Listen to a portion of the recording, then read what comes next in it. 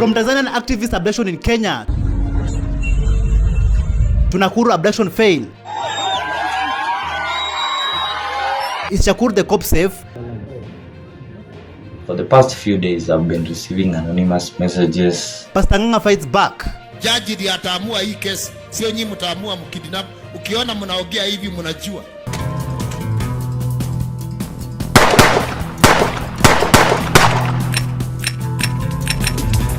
Anguka na. They're coming for you.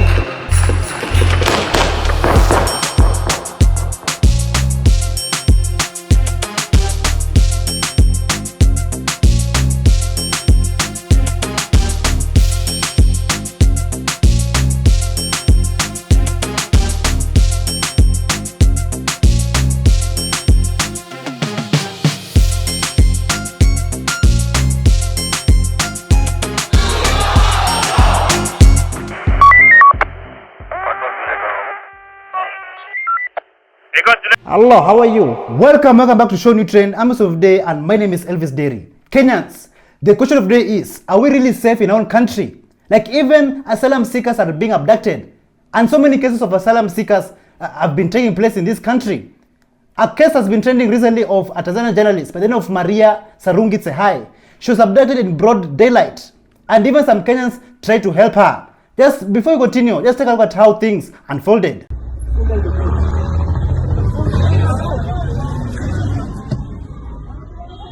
Lewa chilo mama. Hata wewe funga huku. Hii mbona wanafanya hivyo? Au yes.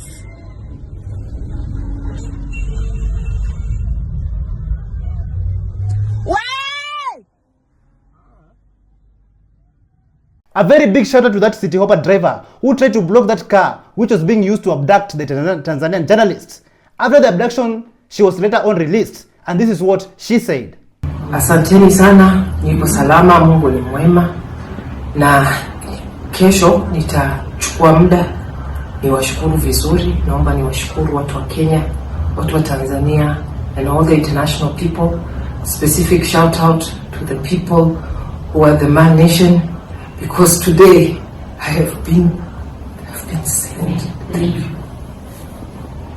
As you can see, she's clearly shaken after going through all that, being abducted in Kenya. So what really happened? Let's listen to how she narrates her story. I think I answered your question on the asylum and how many people there were. 4. So 3 were the ones who got out of the car and were always moving around. There was the driver. At the last time we stopped before they released me, the driver also got out. And I was left only with the person on my right who was holding me and choking me most of the time. And he kept holding me all the time. So he never got out of the car. He was the one, I think, who was assigned to basically keep me there. And the driver, when he got out, that was the longest time they were gone. And I believe they were doing some consultations. The passenger in front is the one who I suspect, because was speaking to me in Swahili and my name and always wanted to get my reaction. I suspect he's the one who was actually giving or taking instructions. And sometimes I could hear and I could feel movement, so I think they were doing sign language or something over my head, so I wouldn't understand. But those were more like maybe saying, let's go or watch or something. But if they needed to do any bigger thing, they would leave. What a sad state of affair. Just because she called out the Tanzanian government, run by the president of Tanzania, Samia Suluhu Hassan, for her wrongdoings. Now she's being abducted in Kenya. And remember, Kenyans, this is an asylum seeker in Kenya. That means that she should be protected under the Kenyan law. But yet, the same government that should be protecting her is the one that is being used to abduct her. Like seriously, why do you abduct asylum seekers in Kenya? Why do you abduct visitors and investors? This does not make sense. Like, just listen to what the villager 254 had to say about this. Wadau, things are getting very thick for our country. Imagine mwanaharakati, a critic of the government of Tanzania, has just been abducted just 4 kilometers from where I am, in my neighborhood. In my neighborhood, a foreigner who is a critic of the government of Tanzania, has been abducted on Kenyan soil. Oh, wow, we have lost it. Kenya is not safe for anybody. Despite all this crap coming from the rogue regime, Tanzanians have stood with us. They have stood with us like a family, like brothers and sisters. Let's take a look at this video all the way from Tanzania, Zanzibar, supporting Kenya. Nilipokuwa kwenye matembezi ya mji mkongwe, niliona kundi za vijana wa kiume wadogo wakiwa wanazamia ndani ya maji ya bahari ya mji huo. Watu wengi kutoka nchi mbalimbali na hata wakaaji walikuwa wakiwazongea kutazama tukio hilo. Nilidhania ingelikuwa vizuri kama ningekwenda kutazama. Nilipofika do salale, hichi ndo nilichokiona. Mimi ni wenyu Elvis Deri. Welcome Zanzibar, karibu hakuna matata. Kasongo! No! Kenya, welcome to Zanzibar. Mbali nanga, Kasongo mbona leo, songa libara. In Nakuru, another abduction case unfolded, but this time round it was not successful. The residents there occupied, saving a patriot who was being abducted, and those abductors, they narrowly escaped death. Let's take a look at how things unfolded.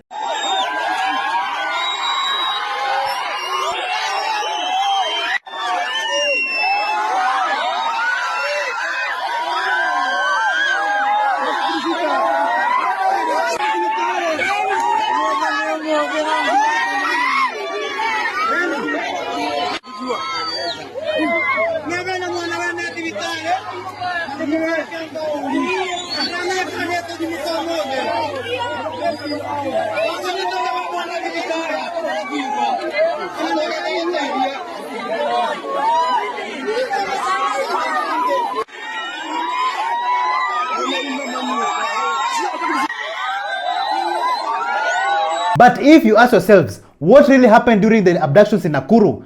Listen to these statements from the locals. Kusikia sisi tukasikia kuna gari. Kufika kwa hapo kwa stage ya Nduthi, gari ikapotea. Tukakimbilia gari. Jamaa mmoja wa Nduthi akigonga ukuta ni venye ametolewa bunduki. Akatishwa na yenyewe. Wakaniambia wanataka mchele. So juu niko na nibongo anauza mchele hapo, nikawaambia iko. Wakaniambia niwapimie kilo 20. So venye walifika hapo kwa kazi wakanipigia, wakaniambia wamefika. Kufika wakanionyesha kande za DCI. Nikawaambia kwanza nipigie bosi wangu simu, wakakataa. Gari kukuja, nichukua msichana na kumweka kwa mbuti. Sisi kwa watu wa Kiamanyaki tukatoka mbio. Hakufuata gari. Niliamka nikakasema siku hizi mtu anaendakwa hakujulikana. Wameponea kifo kwa kufuata njia mbaya yenye wamekuja kushika mtu naye. Na zile gari wanakuja kushika nazo ni zile zinaandafi watu. Maafisa wa polisi kutoka DCI wamekuja hapa, walikuwa na mtaka mshukiwa mmoja. Kwa hivyo wakaweza kuja kumchukua, lakini kwa vile hawakuwa na gari ambayo inaweza bainika vyema kwamba ni ya polisi, raia walipoona hiyo gari wameweza kuleta shinda na wakaizuilia.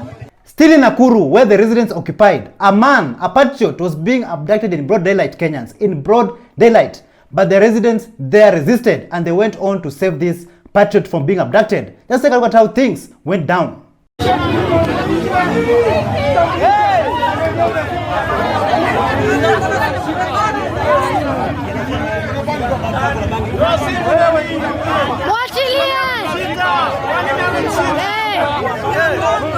Ajitambulishe. Ipo ndo Abduct watu, ipo ndo Abduct. Ajitambulishe.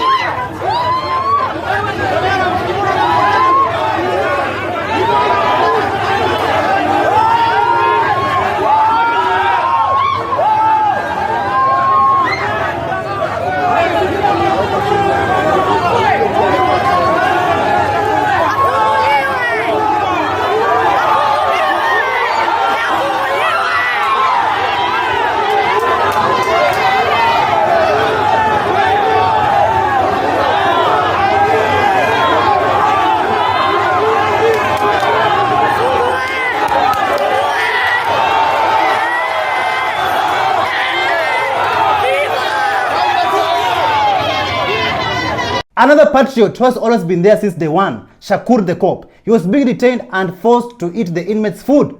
Like, I'm just wondering, this regime, what do they have against freedom of expression? Just take a look.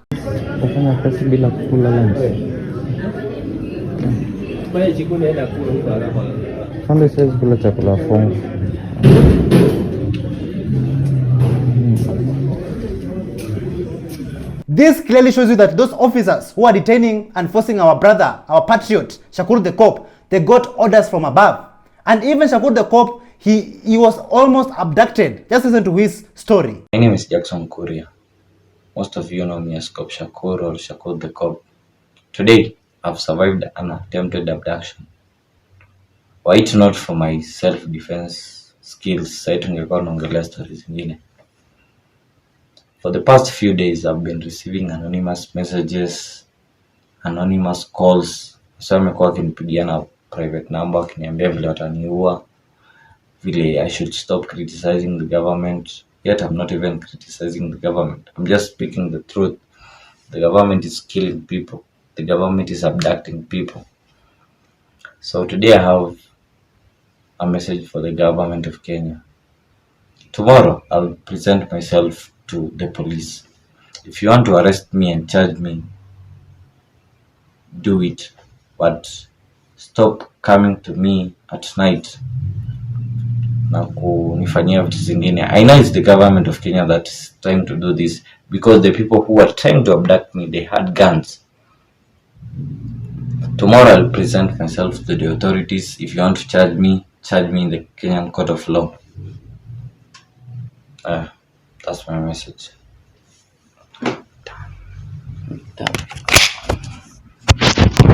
During the past election, Shakur the cop voted for President William Ruto, and currently he is regretting his actions. And why is that? Let's listen to what he had to say. Yeah, I personally went and voted for the current president. Tulikuwa tunasimamia election in Kiambu. I took an Uber to go and vote for him. I paid an Uber for 1,200 shillings. I think to and from it was around 1,200 shillings. And the allowance that we got was around 900 bob for that whole period. And as a young person, I'm just asking this myself a question. Is this the country that I want my daughter and my son to live in? Is this the country that we want to have in future? And if we continue having this tribe thing, and these people are saying, we are going to be a complete mess as a country. Abductions. Like, for how long? For how long, Kenyans, will you keep on hearing about abductions in Kenya? Paul Kalani Mwema, who was among the 4 abductees in Mlolongo, who are still missing, who remained missing since 16 December. His aunt, by the name of Margaret Munyoto, she addressed the media with pain and sadness in her heart, and also urging Kenyans to pray for the family's victims. Just take a look at this. Tafanya nini? Sasa mtoto atatoka wapi? Pia mama yake, hata ndugu yake. Kwa ufupi mimi nasikia shida. Mimi naomba serikali, hata kama ndivyo, na kuomba uwe ni msaada. Hata kama ulifanywa nini na hiyo watoto, na kuomba uchukue kama mtoto yako. Na kuomba.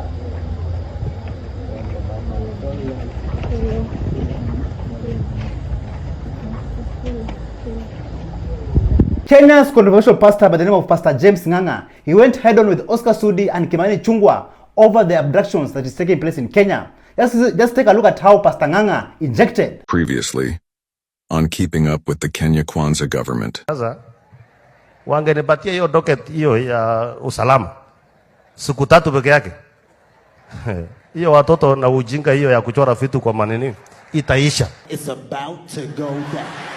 Nimeona Sudi akisema ati kama ni yeye angeandikwa angeua watoto, siue mama yako, umbwa wewe, takataka, you are killers. You are, sipeleke mtoto kotini, sipeleke mtu kotini.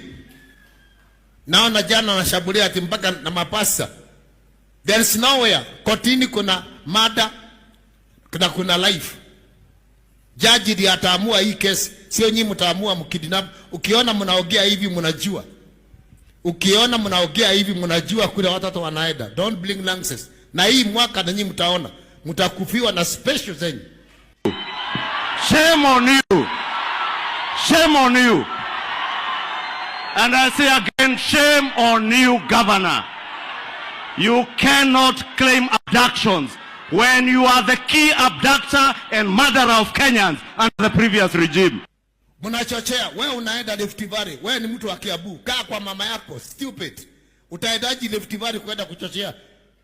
Natembea kwake. Unaenda kwa natembea kwake. Si wachana watu wa kwake wapigane wenyewe. Lakini utapigana na mtu. If you want my battle, wewe Joe. Driver yako ataigisha gari yako kwa lori nyuma. Huyo bodyguard yako ndio atakushoot. Sababu tutapigana na nyinyi kiroho. Nyinyi mtumie polisi na mimi nitumie spirit. Hata hao polisi wenyewe wanakulana. Spiritual controller. Kuna siku nilikuwa nataka kuua watu. Hao watu walikuwa wananigiria. Bwana kaniambia goja. Sijakupatia hiyo lakini wakikuattack. Sasa nagojeaga mtu ani-attack. Nagojeaga tu mtu ani-attack. Hata kama ni nani, I swear before God, I will show you. Mungu si wa kutukano, kibarangoto. Salimia mtu mwambie achana mimi. Utaja.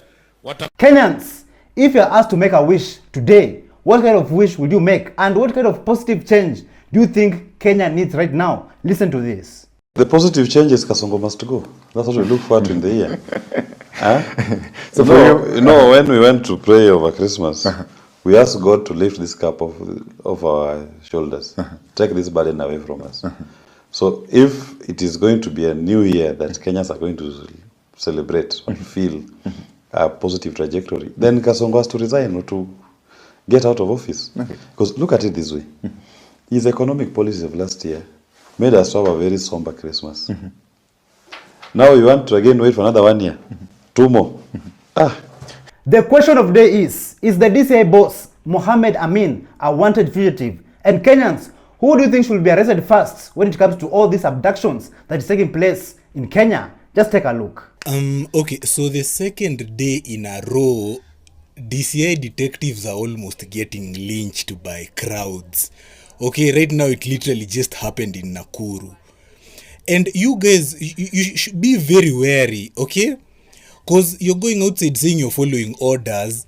If you end up being lynched or killed, are those orders going to feed your family? Okay? This is not making sense. If you want to start arresting criminals, start with your boss, Mohammed Amin, who's a wanted criminal right now as we speak. Okay? Stop going and risking your life for nothing. Okay? If that crowd decides that, it doesn't matter whether you're, because even these people abducting kids, they are still security agents, and some of them are DCI detectives. Okay, if that crowd becomes riled up and they say they are gonna lynch you guys, trust me, there is nothing you and those 12 bullets in your side piece are gonna do. That is a fact, and you know that. In fact, actually shooting one person would mean you're actually gonna get killed even quicker. Okay, so if you wanna arrest criminals, before mfikia our SIM swap and all of those funny criminal, go after the ones who are abducting and killing innocent citizens. Like, Kenyans are tired hearing about abductions, killings every day in this country.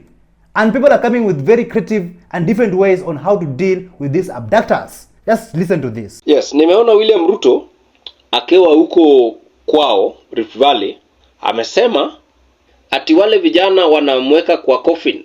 Sasa atahakikisha kwamba amewaua kwa real.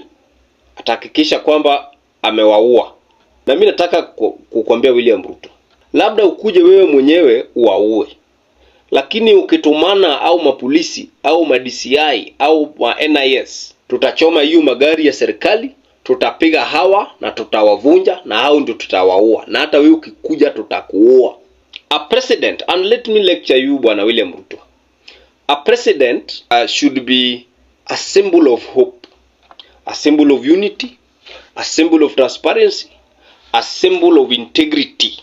But William Ruto, you've become a symbol of crimes against humanity.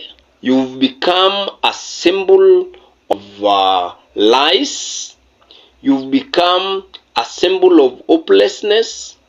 You've become mediocre, and You are worse than Moi, Kenyatta, Uhuru, and Kibaki combined. Since Kenya became a republic, we've never had a president who is the second most corrupt in the whole world. It is you, William Ruto. Your time is up.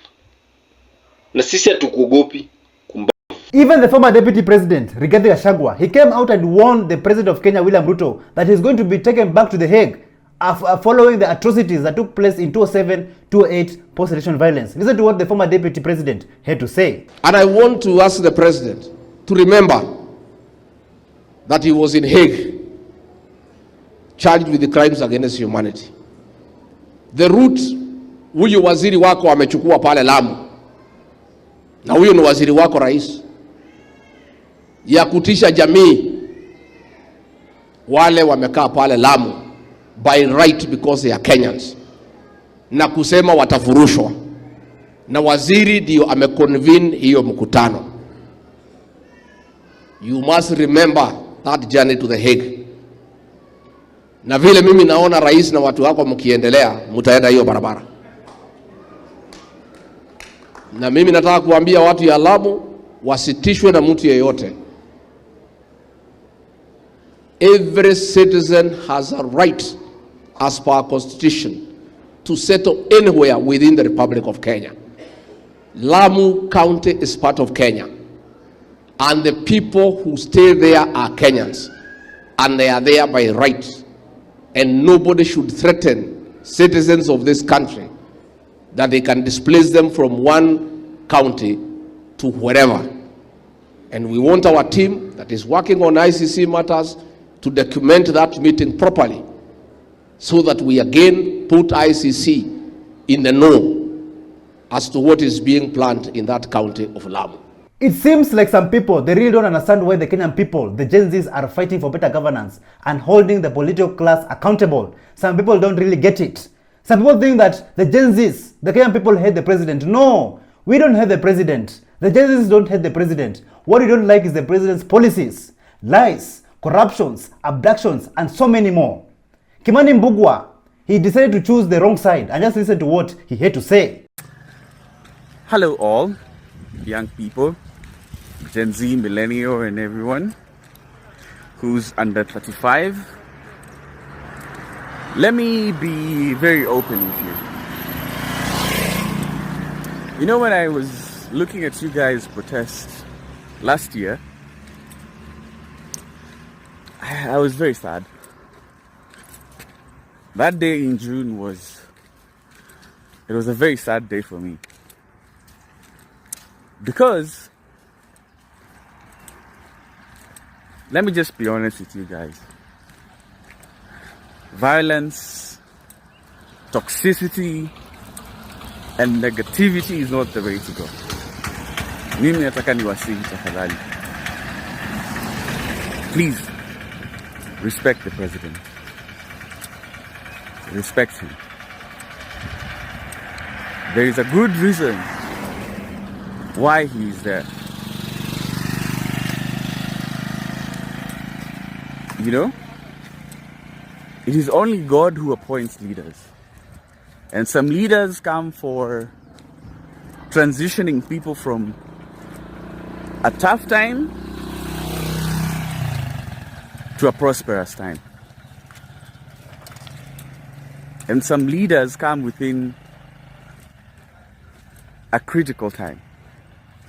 Of course, you all know that we are in a very critical time. But insulting the president, making nasty memes about him, that's not the way to go. Why would you want the president to be dead? Why would you celebrate? Do you not understand how high that office is? You see, this just shows your naivety. You may think that you're doing something good. Okay, so so he's dead. So what? Are you going to take over? Are you going to solve our problems? So he's gone. Okay, so what? And of course, there's always light in every end of the tunnel. Kenyans are being praised everywhere around the world. Like Kenyans, let me tell you, we are not only injecting in Kenya, but also injecting in neighboring countries. Like Uganda, Pastor Semper decided to praise Kenyans, and this is what he said about the Kenyan people who are in Uganda. I mean, even now in the city of Kampala, people would rather employ Kenyans, especially in higher level management jobs. You go to any hotel now, you go to banks, who do you find there? Kenyans. Mostly. Why? They are producing them with the capacity of self-confidence.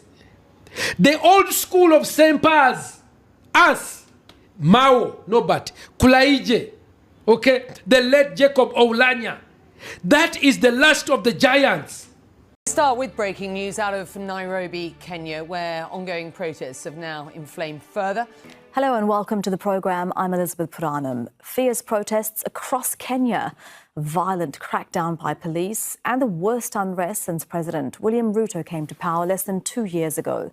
We begin with breaking news from Kenya, where thousands of protesters have stormed Parliament. Several people have been shot dead after police opened fire. TV footage showed the governor's office and City Hall were also burning.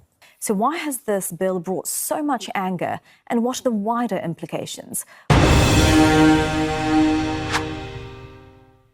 Thank you so much for joining us on today's show. I'm your host, Elvis Derry. See you in the next one. Bye-bye.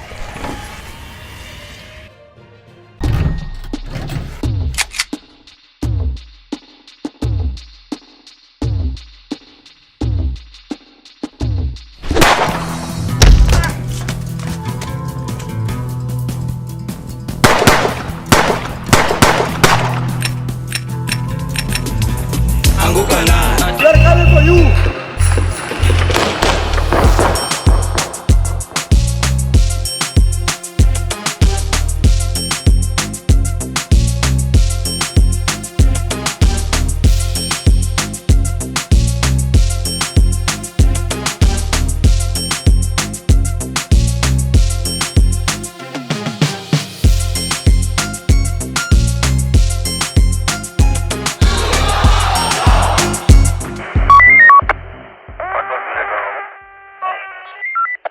Because